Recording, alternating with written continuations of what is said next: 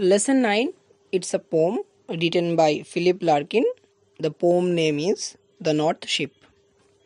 এই পোমটা পড়তে গেলে আমাদেরকে একটু কি বলবো, শুধু তার আক্ষরিক অর্থ বা লিটারারি মিনিংটা জানলেই হবে না, তার সঙ্গে সঙ্গে আমাদের এর যে অন্তর্নিহিত অর্থ অর্থাৎ ইনার আন্ডারলাইন যে মিনিংটা আছে সেটা আমাদেরকে জানতে হবে। দেখো, লিটারেচারের মেন বিষয়বস্তু হচ্ছে গল্প পড়া বা প্রোজ পড়া ইজি, কারণ গল্প বা প্রোজে তোমাকে সম্পূর্ণ জিনিসটাকে খুলে বিশ্লেষণ করে বলে দেবে, খুব কম সেখানে অনুধাবন করার জায়গা থাকে। কিন্তু পোম হচ্ছে লিটারেচারের এমন একটা সেগমেন্ট যেখানে তোমার ইম্যাজিনেশন এবং যে পোয়েট বা পোয়েটেস আছে তার যে ইম্যাজিনেশন সেটা তোমাকে জানতে হবে, বা সেই পোম লেখার সময় তার কি মানসিকতা বা কি মেন্টাল স্টেট ছিল সেটাও জানতে হবে। তো কেন আমি এত কিছু এই পোম সম্পর্কে বলছি, তার কারণ হচ্ছে it's a metaphorical poem or allegorical poem. এখন তোমাদের অনেকেই এই মেটাফার শব্দটা বা এই মেটাফরিক্যাল বা অ্যালিগরিক্যাল এই জিনিসটা জানো না। মেটাফর বা অ্যালিগরি আসলে কি, অর্থাৎ কোনো দুটো বিসদৃশ জিনিসের মধ্যে যদি তুলনা করা বোঝায় তাহলে তাকে বলা হয় মেটাফার বা অ্যালিগরি। মেটাফার জিনিসটা কি সেটা তোমরা খুবই সহজেই বুঝতে পারবে। ক্লাস 8-এ তোমরা দ্য সি বলে একটি কবিতা পড়েছিলে। সেই দ্য সি কবিতাটায় সেই সমুদ্রকে একটা হাংরি ডগের সঙ্গে তুলনা করা হয়েছিল, মনে করে দেখো। The sea is a hungry dog বলে প্রথম লাইনেই ছিল। তো এখানে এও সেরকমই একটি ডিরেক্ট মেটাফর না থাকলেও ইনডিরেক্ট মেটাফর রয়েছে। তাই জন্যই আমি পোমটার শুরুতেই বলে দিলাম এটা একটি মেটাফরিক্যাল বা অ্যালিগরিক্যাল পোম। এই পোমটার 6 স্ট্যাঞ্জাস রয়েছে এবং প্রত্যেক স্ট্যাঞ্জাতে 4টে করে লাইন রয়েছে। 4টে লাইন বিশিষ্ট কবিতাকে কি বলা হয় তোমাদের শিখিয়েছি, সেটা হচ্ছে কোয়াট্রেন। এবং এর একটা স্পেসিফিক রাইম স্কিম আছে। রাইম স্কিমটা আমি আগেই বলে দিচ্ছি, প্রথম লাইনের সঙ্গে তৃতীয় লাইন এবং দ্বিতীয় লাইনের সঙ্গে চতুর্থ লাইন। অর্থাৎ রাইম স্কিমটা তাহলে কীরকম হবে, A B A B. Figure of speech বা লিটারারি ডিভাইস তোমাদের ক্লাসে না জানলেও চলে, বাট একটু অ্যাডভান্স জেনে রাখো। তো বিভিন্ন ফিগার অফ স্পিচ বা লিটারারি ডিভাইস যেগুলো এখানে ইউজ করা হয়েছে সেটা আমি পোম পড়ানোর পর শেষে বলে দেব, এবং এই পোমটা কেন মেটাফরিক্যালি ইম্পর্টেন্স বা সিগনিফিকেন্স রয়েছে তার সেই আন্ডারলাইন মিনিং বা ইনার মিনিংটাও আমি বলে দেব। প্রথমে আগে আমরা পোমটার লাইন বাই লাইন অর্থাৎ লিটারাল মিনিং যেটা সেটা আমরা পড়ি। ফার্স্ট স্ট্যাঞ্জা বলছে, I saw 3 ships go sailing by over the sea, the lifting sea. তাহলে আমি দেখেছি যে 3টে জাহাজ সমুদ্রেতে যাত্রা করছে। কেমন সমুদ্র না, একটি উত্তাল সমুদ্র, অর্থাৎ উত্তাল মানে যে সমুদ্রের জল ফুলে ফেঁপে উঠেছে। And the wind rose in the morning sky, সকালের পরিষ্কার আকাশে সেই বাতাস যেন জেগে উঠেছে, অর্থাৎ বাতাস বইছে অর্থে এটা বলেছে তিনি। And one was rigged for a long journey, অর্থাৎ সেই 3টে জাহাজের মধ্যে একটি জাহাজকে রিগড শব্দের অর্থ হচ্ছে কোনো জাহাজকে বিশেষভাবে একটি লং জার্নির জন্য প্রস্তুত করা। নেক্সট স্ট্যাঞ্জায় কি বলছে, the first ship turn towards the West, প্রথম যে জাহাজটা আছে সেটা পশ্চিম দিকে গেল, মানে যাত্রা করলো। Over the sea the running sea, অর্থাৎ এই দিকের সমুদ্র কেমন, এখানে রানিং সি বলতে কি চলমান সমুদ্র নয়, অর্থাৎ সে যে ওয়েস্টের দিকে যাচ্ছে, অর্থাৎ তার গন্তব্য বা গতি যে মুখে জলের প্রবাহ সেই দিকে, অর্থাৎ সে সমুদ্র স্রোতের অনুকূলে যাচ্ছে।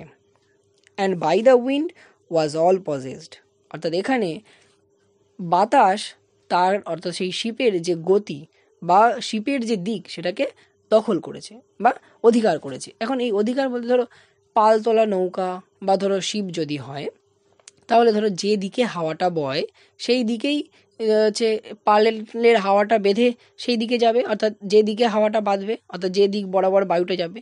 তো সেরকমই বলছে যে ধরো ওই ফার্স্ট শিপটা যে ওয়েস্টের দিকে যেতে চায়, যে ডেস্টিনেশনে যেতে চায়, সেই ডেস্টিনেশনে যাওয়ার জন্য সেই সমুদ্রের স্রোতও সেই দিকে, বাতাসের হাওয়াও বা গতিও সেই দিকে, তাহলে তার একটা ফেভারেবল কন্ডিশন এখানে রয়েছে। And carried to a rich country, এবং এইভাবে তাকে কোথায় নিয়ে গেছে, সে একটা ধনবান বা বিত্তশালী দেশে বা রাজ্যে। থার্ড স্ট্যাঞ্জা বলছে, the second turned towards the east, second শিপটা তাহলে কোন দিকে গেছে, কোন দিকে যাত্রা করেছে না পূর্ব দিকে। Over the sea the quaking sea. Quaking বলতে এখানে ট্রিমিউলাস সি বা কম্পিত, অর্থাৎ এখানের জল বা সমুদ্র স্রোত কিন্তু আরও বেশি হিংস্র, অর্থাৎ উথাল পাথাল।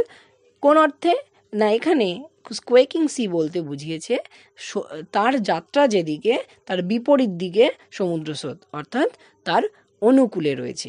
তাহলে আগেরটাই ছিল প্রতিকূলে, এবারে সমুদ্র স্রোত কোন দিকে, তার প্রবাহমান ধারা হচ্ছে প্রতিকূলে। কার না, সেকেন্ড শিপের।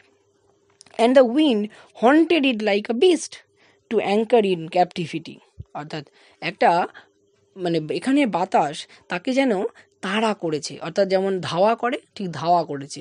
কীরম ধাওয়া করেছে, অর্থাৎ ধরো তোমাকে যদি কেউ ধরতে চায় পেছন থেকে, বা তোমাকে যদি কেউ ধাওয়া করে, তাহলে অ্যাকচুয়ালি কি তোমাকে ক্যাচ বা ধরার জন্য, অর্থাৎ তুমি গতিমান হয়ে আছো বা গতিশীল হয়ে আছো, তোমাকে ধরে কি করবে, সে থামাবে। ঠিক এখানেও তাই। তাহলে সে কেন মানে বায়ু বা বাতাস এখানে কেন ধাওয়া করছে না, সেই সেকেন্ড শিপের যে যাত্রা, গন্তব্যের দিকে যে যাত্রা, তাকে যাওয়ার জন্য সেখানে সে বাধা দান করছে। Two anchor in captivity. এবং অবশেষে যখন সে দেখলো যে এত বৈপরীত্য আমার এই যাত্রার দিকে, তাহলে আমার সেখানে যাওয়ার থেকে না যাওয়াই ভালো। তাই সে কি করলো, অ্যাঙ্কার শব্দটা তোমরা আগেও পড়েছো, নোঙর করলো, যেমন একটা বন্দি দশায়, যেমন একটা পশুকেও যেমন বন্দি করে রাখা হয়, ঠিক সেরকম সে যেন বন্দি হওয়ার, অর্থাৎ নিয়তির কাছে হার মেনে বন্দি হওয়ার মতো সে কী করলো, তার জাহাজটাকে নোঙর করে ফেললো, অর্থাৎ সে তার যাত্রা আর এগোলো না। নেক্সট টেনটা দেখো, দ্য থার্ড শিপ সম্পর্কে।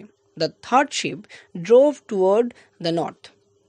তৃতীয় যে জাহাজটা আছে সে কোন দিকে যাত্রা করছে না, উত্তরের দিকে। Over the sea the darkening sea, অর্থাৎ এই সমুদ্রটা কেমন এবার, মানে তৃতীয় জাহাজ যেদিকে যাচ্ছে সেখানকার সমুদ্র কিন্তু অন্ধকারাচ্ছন্ন। But no breath of wind came forth, কিন্তু এখানে বাতাসের কিন্তু কোনো শ্বাস প্রশ্বাস নেই, অর্থাৎ মনে হচ্ছে অর্থাৎ বাতাস এখানে এতটাই স্থবির বা মানে স্থির যে বায়ুপ্রবাহ প্রায় নেই চললেই বলে। তাই বলছে যে কবি কত সুন্দরভাবে ইউজ করেছে ল্যাঙ্গুয়েজে বোঝানোর জন্য, যে এখানে যেন বাতাস কোনো নিঃশ্বাস মানে শ্বাস প্রশ্বাসই নিচ্ছে না, অর্থাৎ যেন স্তব্ধ হয়ে রয়েছে। অর্থাৎ এটা কি অ্যাকচুয়ালি কি মিন করছে বা কি ইন্ডিকেট করছে, যে তার প্রবাহ পথের কোনো যে জলের অনুকূলতাও নেই এবং বায়ুর অনুকূলতাও নেই।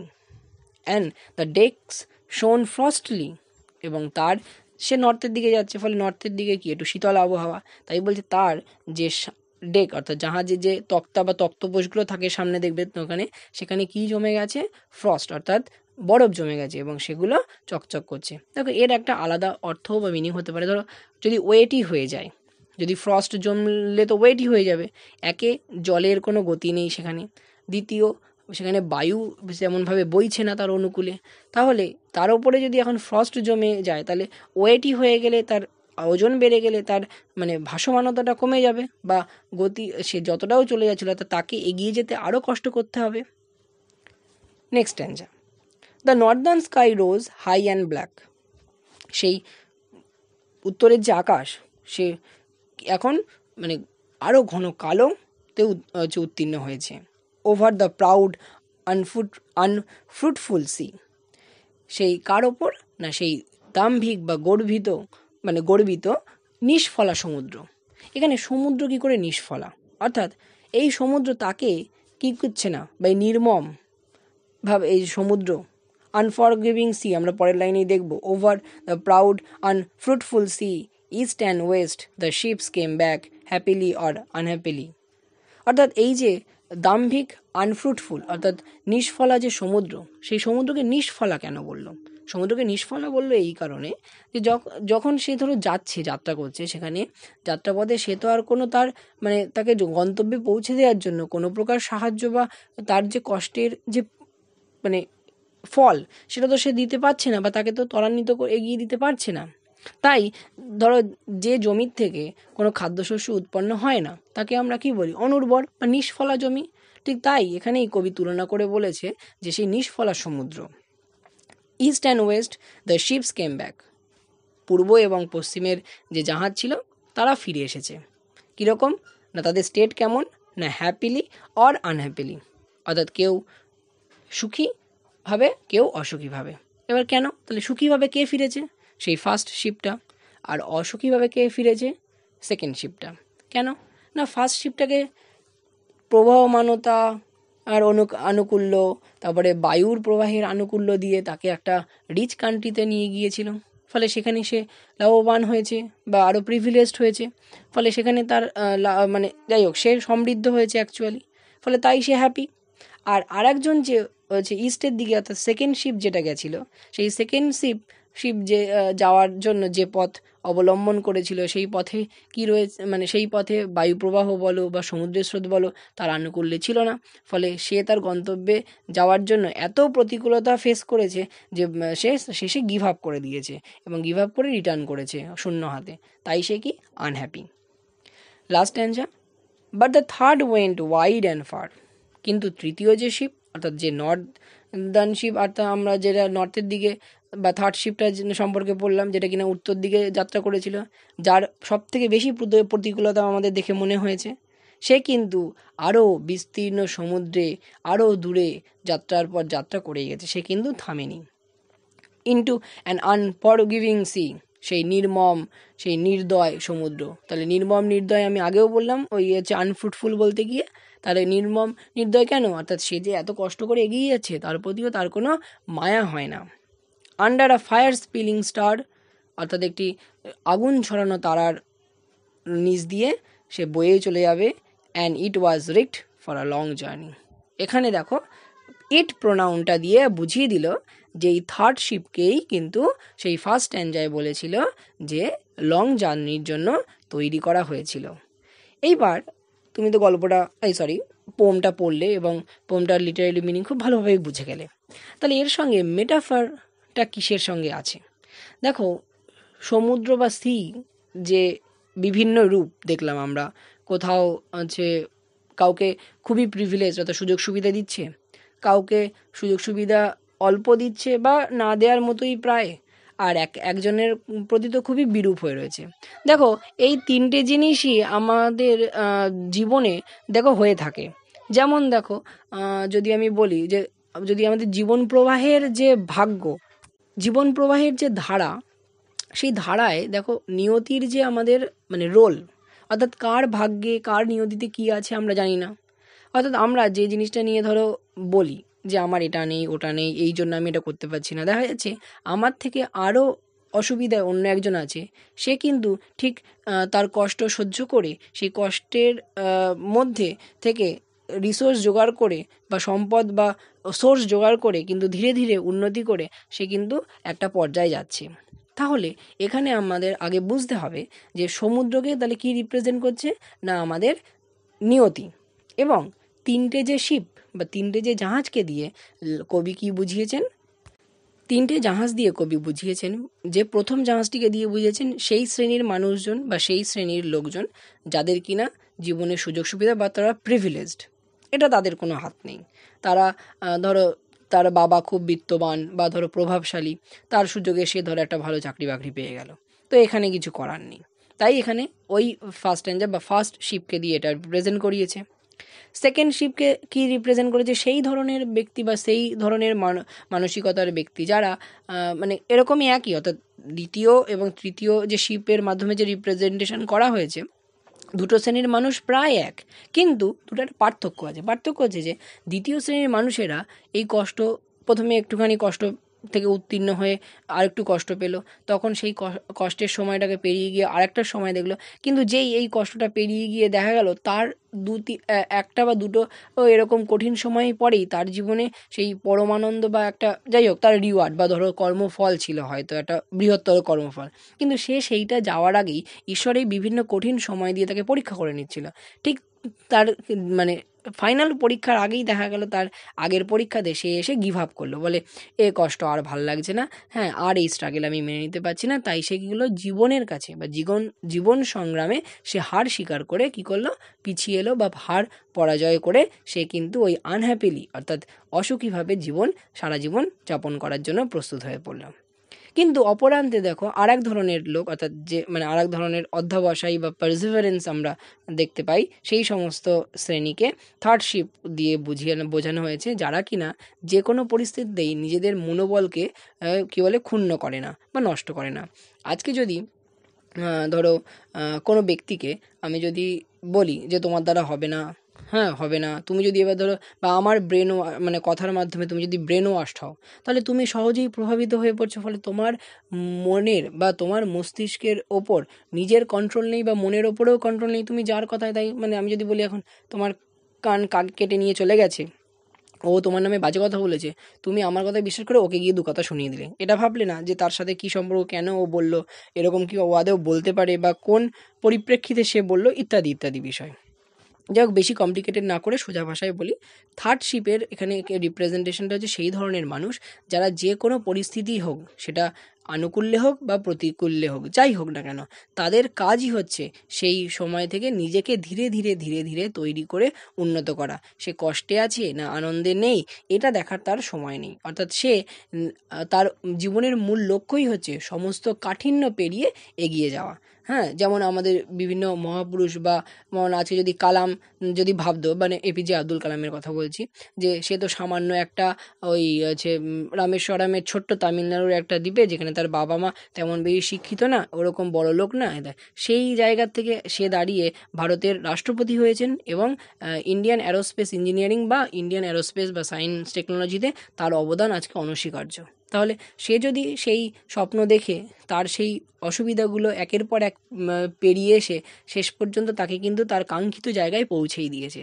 তাই আমাদের প্রত্যেকেরই এটা শেখা উচিত বা জানা উচিত যে, বা মেনে চলা উচিত যে আমাদের কাঙ্ক্ষিত জায়গা, অর্থাৎ প্রতিযোগিতা বা কম্পিটিশন নিজের সাথে হওয়া উচিত, অন্য কারোর সাথে না।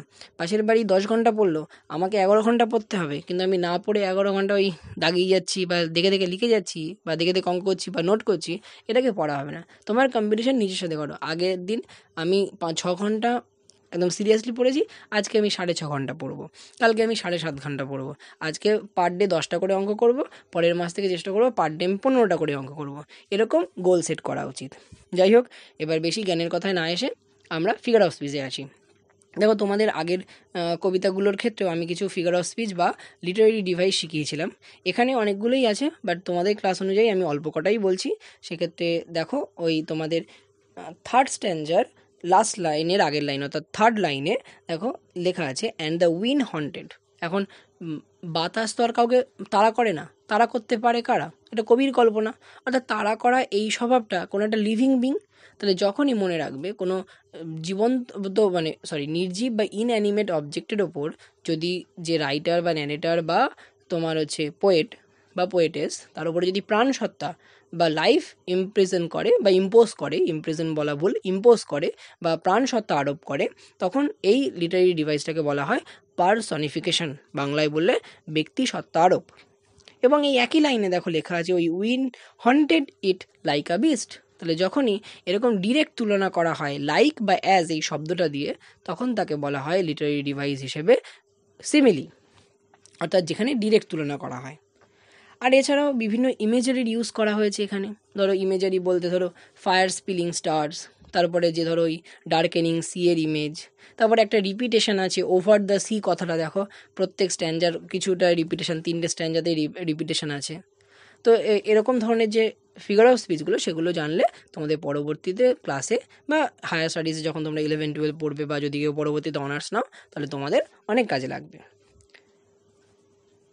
আরেকটা জিনিস যেটা মিস করেছি সেটা হচ্ছে বলতে আমার ঠিক খেয়াল নেই, লাস্ট যে স্ট্যান্ডায় লেখা আছে না under a fire spilling star, এখানে এই আগুন একটা সিম্বলিজমের কাজ করছে। সিম্বলিজম জিনিসটা কি না, একটা ইমেজ রিপ্রেজেন্টেশন বা একটা শব্দের বা একটা কথার মাধ্যমে বা ফ্রেজের মাধ্যমে পোয়েট একটা কিছু বোঝাতে চান। তো এই সিম্বলিজম জিনিসটা মানে এই ফায়ারের স্পিলিং স্টার সিম্বলিজম মানে কি, অর্থাৎ এখানে ফায়ার মানে আগুন ছড়ানো নক্ষত্র বা তারার ক্ষেত্রে এখানে কোন কথাটা বলা হয়েছে না, আমাদের জীবনে বা ওই নর্থ শিপে যে যাচ্ছে, অর্থাৎ সেই গোষ্ঠী যারা, তাদের জীবনে যতই অসুবিধা আসুক, যতই কষ্ট আসুক, তারা কিনা তাদের গন্তব্য অর্থাৎ বা তাদের যে মূল কাজ অর্থাৎ জীবনে ত্বরান্বিত করা, এগিয়ে যাওয়া, তারা কিন্তু সে এগিয়ে যাবে, তারা কোনো দিন থামবে না।